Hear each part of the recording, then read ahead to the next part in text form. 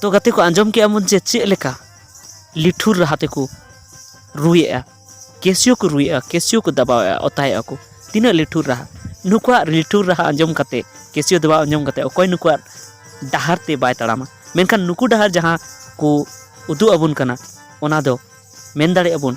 जे दिकु बंगा टे सेनो रना डहार आर ओना दो शिव पूजे रना तो ओना अतुरेन हर को कुली कते बाडाय ᱧᱟᱢना बांगमा नोआ दो शिवरात्रि समय रना तहे कना ओंडे दो शिवरात्रि को मनावे थे और उनको हर दो जहां को शिव को बंगाए थे उनको दो शिव को नाम आकादी थे आको को मेने जे आले दो शिव ले नाम आकादिया और उनी आको ओड़ा रे को थापना आकादी थे और उना को नवा ओड़ा रे को थापना इदी कान थे तो उन समय को हेज अकान थे गुरु बाबा को जहां दो हर को लई को कान थे जे आबो दो शिव बंगा लेखान चेत को हुआ और शिवरात्रि ना महत्व को लई को कान थे मेनखान बाडाय गया बन माचो दिकु बंगा कान दिकुरन बंगा ओड़ा आदेर कान तो देला उनी गुरु बाबा ठे मन बाडाय लगी जे चेदा नोआ शिवरात्रि बंगा दो से शिव बंगा दो गुरु बाबा मा nyutum दो इन्हें nyutum दो साहबलाल सोरेन ओड़ा दो ग्राम ओड़ा दो पंदनी अच्छा जहां नोडे इन्हेलेया जे शिवरात्रि पूजा हुई कना हाय अच्छा नोआ दो नोडे ची लका कते हुई कना जेमन दिसम रे होयो कना उनका के होयो कना आदो जे नोआ अबो शिवरात्रि महादेवांग जहाटा पूजा आगा से को मेता कना महादेवा बापला ओना लेका तेगे समाज रे मिटन कमी होरा हुयो कानते नोडे होन ओना रे कमी होइना हाँ आदो नेला कना अबो समाज रे शिवरात्रि दो बाबुन पूजे तेना तो एंतेर हो तेहिन नोडे चिकाते पूजे हुई कना ऐसे दो बाबुन पूजे तेना है शिवरात्रि पूजा दो नुका रे कना जे आबो संताल ठेन को रकाबो कना उपलो कना अच्छा आदो उनी दो ओकारम दो कया जब उपलो कान खा उनी दो ची लेकाते जिमा कया से ओकारम दो कया ओनाते मनाव हुयो कना अब संताल टे को रकाबो कान कहियाते और बाको रकाब लन खा नोआ शिवरात्रि पूजा से कमी बांग होई को नोआ दो आबोआ से ओकोया हो बांग कना नोआ दो मिटन दिसम रिया समाज रिया कना आमांग आर इनिंग रिया कथा दो बांग हिजु कना नोआ दो प्रायले नोआ दो पूरा दिसम रिया समाज रिया कमी कानते नोआ दो होयो कना अच्छा नोआ दो माने अबो सेदाय खोज कान गया शिवरात्रि पूजा दो से नेतार अबो बन उगो कदा सेदाय खन होय कानते नितो अबो बन कमी दाड़े कना और बांखान दो नोआ दो ओकार बुन जाम किया और अबो दो बाको उरुम लेबुन खान को नेलो कान को गुड़गु धीरी गे महादेव नुकु दो बाको रकाब कोआ बादो नेलो कना बोले सनाम अतुर दो नोआ बंगा दो बांग हुई कना है सनाम आथर दो चिदा होयोआ जहाय रे साब केदे उनी रेगे तो पूजा दो होयोआ बाय साबे तो चिका कते उनी रे पूजा नाम दाड़या उड़ी दो पूजाया उनी बाडाय केदा नुई दो इnye जायटा nyutuma kana महादेव शिव उनी कुकमु या सपना ते आयांग अंतर जीवी रे नाम केदेया तबे तेगे तो उनी अगुई देखना तबे तेगे दुड़ुब देखना तबे तेगे उनी पूजा जहाटा उनियंग पूजा कना उनाय दा तोय इमाय कना अच्छा मिटन कुकली जस्ती दो बन मड़ांग हा बन लहाया जे अबिन लिकाते जे अबुआ धर्म दो चेत कना अबुआ धर्म एनान रोड कान सनद धर्म मेन कते गे नितो मना बता होयो कना और बखान धर्म दो कोर अन सनद अबुआ धर्म ना nyutum दो nyutum सनातन का सनातन धर्म निकाती अबुआ दो सनातन धर्म है नोआ अबुआंग तो बांग नोआ पूरे देश रिया अच्छा पूरे देश ना धर्म सनातन बा मेनकान बा मेनेñ अबुआ नोआ देश रे दो हिंदू मुस्लिम सिख ईसाई सनाम धर्म रे मेना को जैन हो मेना को बौद्ध हो मेना को मेनका उना को मद रे अबो दो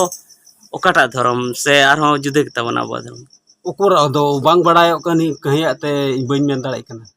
बाको बचाव का जे नुआ कना से हना कना बा जैसे मेन के जखन बचाव हुआ तखन दो बाबा मेन के हम जैसे पूरे देश रा धर्म कना सनातन धर्म मेनखान नोड़े मा हिंदू मुस्लिम सिख ईसाई आदिवासी आयमा नेलो कना ओकाटा धर्म कना अबो नित दो आबो धर्म रे बचाव बांग होय कानते ओनागे मना होय कना बचाव होय लेन खा दो है अदो ओकाटा मना होय कना ओकाटा बो मनाव दा नित दो नुआ जहाटा सनातन मना कना ओनागे बो मना अगुई आर जब नुआ बचा खाय दो हा जरूर आबो बो नेल नाम गया है ओना लेकाते नित दो नुआ समाज रे लेकाते के चला होय कना आर पूजा होय बा अदो नितो जैसे अबो समाज रन हर अडी गान माने सनाम लेका के बुझे कना जैसे अबो सारना धर्म से सरी धर्म ना को खोजे तबना सरकार थे तो उना रे अमा चे रोड मेना चे एम मेने तबना ओकाटा धर्म बन कोय लेखा में उना रे इन दो बाइन मेन दाड़े कना जाना जुदी उना कन खाए उनागे होय दाड़े खा उनागे मना हुआ नित दो जहाटांग बांग गोटाव कान ते मिटन जहाटांग इनान खन नेल नामो कना उनागे मना अगु हुयो कना इनागे आर इन खय ओकाटा एटा दो बाइन बड़ाय है आर जैसे दाई खन को मना अगु काते नितो आर नेल हिजु कानते नोआ को मना हुयो कना बादो जखन नोआ रे आबोरेन जुदी को ओडोका जे नोआ कना आबोआ संताल रे आदिवासी संताल खेरवाड़ा समाज रे धर्म तो ओना लेकाते के मना हुआ नित बांग गोटाव कानते जहाटा इनान खन चला हिजु कना ओना लेकाते के कमी हुयो बादो नोडे इन आंजम किया जैसे इन नितो चर्चा चला कना पूरा भारत दिसम रे चर्चा चला कना जे अबो दो हिंदू मुस्लिम सिख ईसाई को बन जुदे गया ठीक से और हिंदू धर्म रे आंजम करा जैसे राम कृष्ण शिव पार्वती नुको दो हिंदू धर्म रे को मनाव को थे ना मेनखान नोडे नेल के राम कृष्ण शिव पार्वती नुको को आगे नोडे बिनती हुईना तो ओका लेका नुको गे अबो दबन मनाव को से अबो रे जुदे के धर्म मेना है उना हो भागे के मेन के तबना तो मिटन आम से खय कुकली दोहायदा जे तबे ओकालका ची कुबुंग पूजे दाड़े आबो दो ओना को दो अबिन आपे मीडिया खय इन सवाल दा होय जे नोआ आम सवाल दिन कर खा इन ही सवाल मिया जे ओकाटन मना लेखान ओकय को पूजे लको खान नोआ बोंग सही होई दाड़े जैसे इंदो जे आबो नितो नेलो कना नोआ धरती रे जे आबो जतो किछु आबो ठन के मेना राम लखनंग कोई भी सपाप मेना तकवा अबो संताल ठेगे मेना चेदा मेना चाबुन दोहया बादो इने मेन रे कथा मेना जब सामान उनिया मेना तो उनी मना लगी त इन कष्ट ची मेना बादो जैसे रामा सपाप मेन केदा तीर धनुष जहां कना ओना मतो सिधु कनो सपाप कना सिधु कनु दो ओकारे नाम केदा सिधु कनो दो अबोरन हपड़ाम को बनाव का दिया उना कथा तो उनको जपु शुरू रे को nyutum करा तबे तके चांद सिधु कनु उनको तो नाम केदा मखन उनी बाई लहारे नाम उना ए बिनाव किया तो चिकाकते सिधु कनु ने नाम किया उनको खन वा शुरू वकना तबे तो उनी नाम केदा मखन तो नाम आयो करे चिकाते जहां तो बाबू बनादा जैसा अबेन बेन सवाल किया मेनखान अलिंग चे उन्हें जवाब में बनो अलिंग पत्रकार लेकातलिंग कमीदा लेकिन अलिंग लिंग मेना जे अबो संताल हपन रेन दो आदिवासी रेन बोंगा बुरु दो मारांग बुरु जाहिर आयो मोड़े को तुरुई को और जहां हपड़ाम को ओड़ा रे मेना को तबना उनको कना को अदो अबिन लेका दो चेत कना सरी कथा गान गया उनको दो अबो जखन अबो परब त्योहार रे कमी होयो कना उनरे उनको बु मना बताए को जे दिसम रे कमी होयो कना उनको को बु मना बताए को बादो अलिंगा कुकली दो नियागी जे चेत उनको अबो मारांग बुरु जाहिर आयो मोड़े को तुरुई को और अबोरन हपड़ाम बोंगा जहां अबोरन हपड़ाम को मेना को जहां को चला कना नवा संसार को एक एक कते ते जहां बोल उनका ओना संसार रे नियम कना तो चेत उनको दो अबो वाको संभळाव दाड़ेबन कना जे नितो एटा बोंगा अगुरना अबो दरकार पड़ाबन कना आदो नेलो कना नोंकान कथा उनी दो ओड़ा खय संभळा मिया होय बाहरे खन दो कोय संभळा मिया ओड़ा खन उनी संभळा के मिया तो बाहरे रेन ओकोय संभळा मिया जे बाहरे बुडो को कना ओकोय नेल मिया उना लेकाते नुकु को देवी को से देव गुण को उनको को सामड़ा बना जेमन ठाकुर जी चांदो उनी तो बाहरे रे नेल बना उनकुरन उनीरन के नुकु सृष्टि करता तो मना बताव हो गया पूजा आगा हो गया इनगिन मेन दाड़े आर इन खय बाहर दो बिन बेनाइया ओना खै जस्ती दो बम मेन दाड़े होय ओनागी अदो इnya कुली दो इनागे ताहे कना जे अबुरेन मारांग बुरु जहार यो मोड़े को तुरुई को मेना को गया ओना खय उपरंती अबु नुकु बुन अगुये कोआ तो नोआ रे जे अबुआ समाज ना भले हुआ से भले बांग हुआ जैसे मेना को जे मिटन बहु तहन तुलि जुदी आम जुदी एटा बहुम अगुई दी कना तबे दो परिवार अशांति कान तमा तो नोड़े जैसे उनका गी नेलोक कना अदो नोआ रे नोआ ओना कथा नोआ दो अड़ी अंतर रे कथा कना नोआ दो मिटन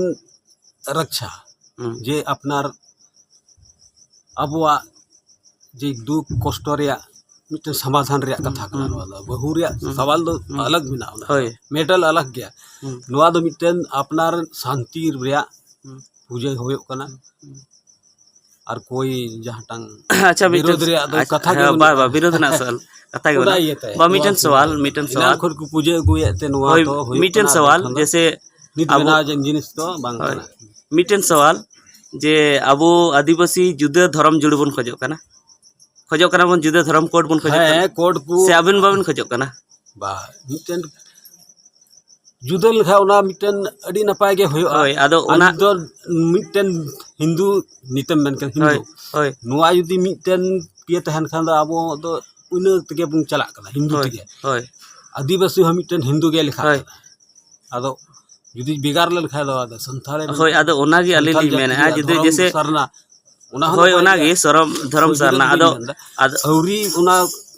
कंप्लीट लेखा चिका तो ओना रहो गोड़ो नेमो कना होय होय सनाम तो बया आंजम के ताबोना पे से गुरु बाबा चेत को कथाय लई के मेनखान जेते कथा दो उनिया बताव लेकाना दो बांग कना चेदा से उनी लई के जे अबुरन सिद्धू कानू हो राम ठे खन नाम लेआ ओना इतीर धनुष दो आ उपरी दो मेनखान इnya मेन दो जे उनकिन दो मारांग बुरु जाहेर आयु मोड़े को तुरुई को ठे खन किन नाम लेआ चेदा से उनकिन दो मारांग बुरु ठेन गी जाहेर आयु ठेन गी जोहार कते किन चलाव लेना लड़ाई लगी तो ओनाते उनकिन दो मारांग बुरु ठे खन गी जाहेर आयु ठे खन गी से अबुरन सिरजनियो बोंगा ठेन खय गी किन ओना दो किन नाम लेआ दोसार कथा उनी लई के तबना जे जुदी अबु सरना कोड बुन नामा जुदी अबु धर्म कोड बुन नामा तो नोआ को बोंगा बुरु दुबन बगिया माने शिव तुर्गा नोआ को बोंगा बुरु दुबन बगिया मेनखान इन उनी ठे कुकलिंग दोहया जे नोआ को जखन दबी बाबन बगिया तबे भी अबु दो सरना कोड दो बाबन नामा चेदा से अबु बो नोआ बुन बोंगा बुरु खाय दो अबु दो हिंदू धर्म रन गे को मेताबन कना ओना येते नोआ बगी दरकार कना नोआ गुरु बाबा ध्यान दो लगती कना